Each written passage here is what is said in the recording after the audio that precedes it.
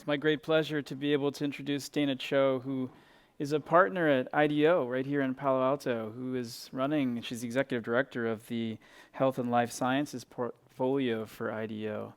She has a master's degree from Harvard in architecture, and I mentioned this sort of early on, alluded to it in my opening remarks about this session. And I think that's particularly apropos for this panel because it enables somebody to take concepts from design and architecture and start to bring them to bear on the cutting edge of health innovation, which is exactly what Dana is doing. And I'm looking forward to hearing her talks. Come on up, Dana. Thank you. Hi. So I'm here to talk about the human side of innovation. So today, whether we're talking about nanobots curing cancer or flying cars or any one of the innovations that you've been discussing throughout your day today, our grandest science fiction fantasies are becoming a reality. It's an amazing moment. However, innovation can be scary, or at least sound scary or evil sometimes. It can actually be really difficult to understand. It can seem hard to adopt into everyday life. Maybe it's not really worth my money. Maybe it's for other people, not really for people like me. Man, that sounds like it's going to make my job a lot harder. I don't know if I'm into that. Or it can be just unacceptable to my family and our values.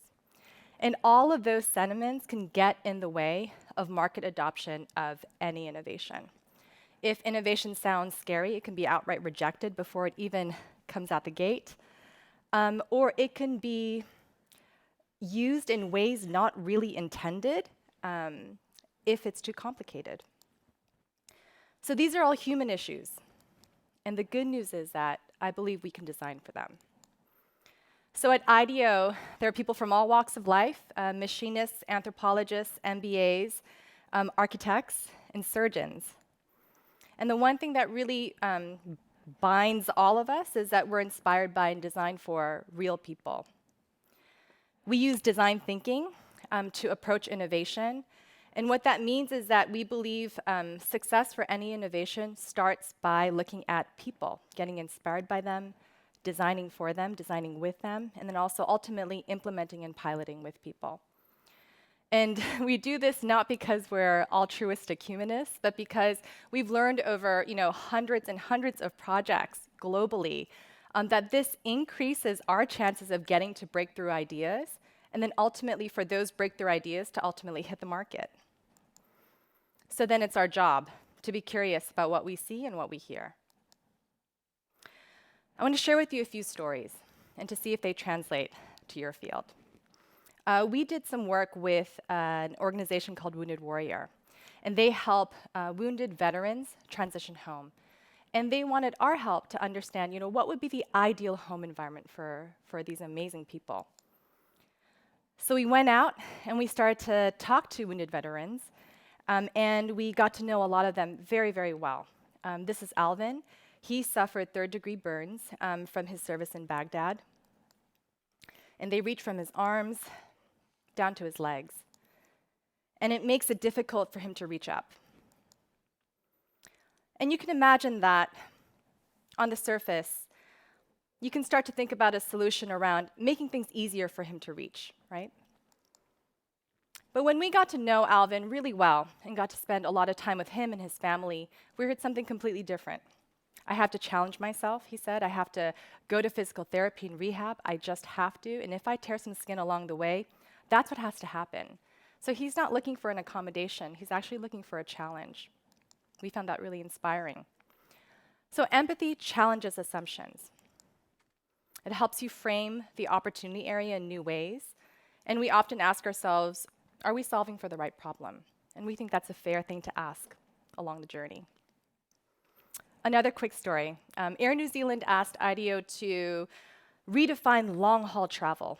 Flying to New Zealand is actually the longest haul travel you can kind of do. So in our research, we saw a lot of this. It might be familiar to you. You've probably tried this. A lot of people, making their own little workarounds to try to make the travel as comfortable as possible. And then beyond comfort, what we saw is, and what we heard is, man, it goes beyond comfort. It actually goes to control. Control is completely wrested away the moment you step out the door, head to the airport in traffic. And you're told when you're on the plane when to sit, when to eat, when to be quiet, when to go to the bathroom. It's not a lot of control.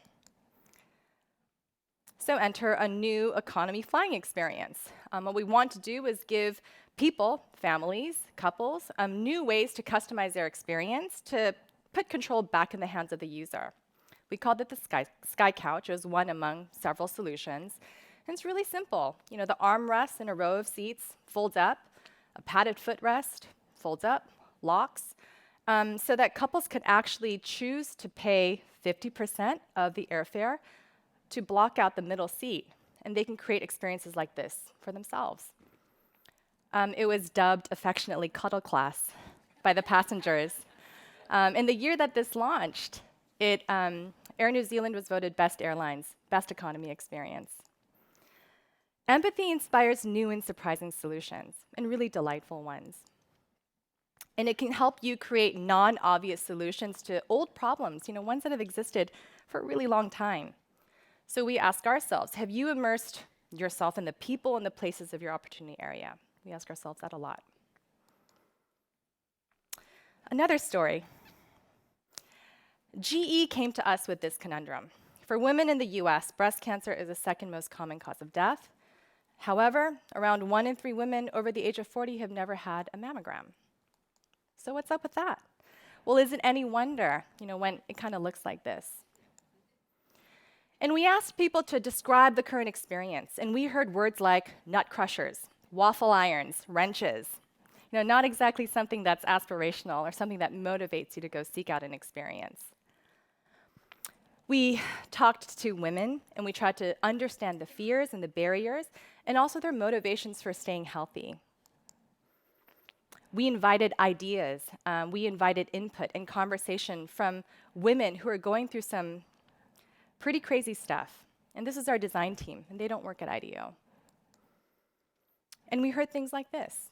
I know it's insensitive, but the last thing you want to be around when you're worried about cancer is people with cancer. The honest, transparent kind of-ness of this is, it's arresting, but it also starts to spark some new solutions. What if you can have regular care screens on one day and schedule post-cancer diagnosis screens on another? What might that feel like? And co-creation can actually happen in any context. This is work that we did through our IDEO.org, part of our company, for the American Refugee Committee. To tackle this, in the DRC, 20% of kids won't see their 5th birthday. So we went out to DRC communities, talked to community leaders, tried to understand what they really, really needed.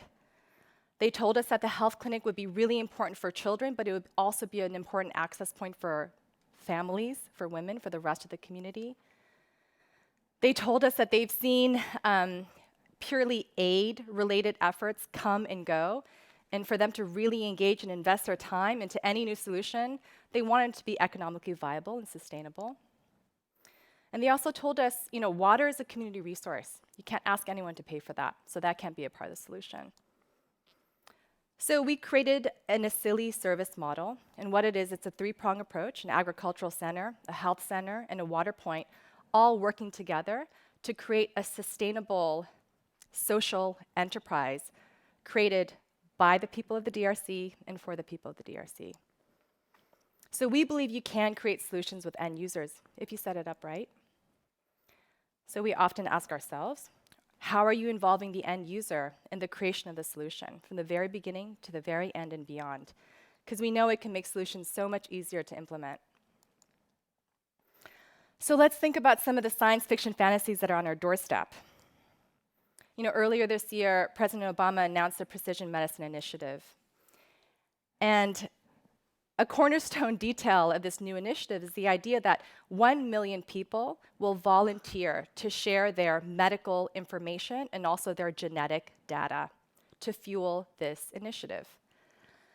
Hank Greeley from Stanford said this: we need to make sure that the rights, interests, wishes, concerns, fears, hopes of those 1 million people are adequately respected and reflected in what's done.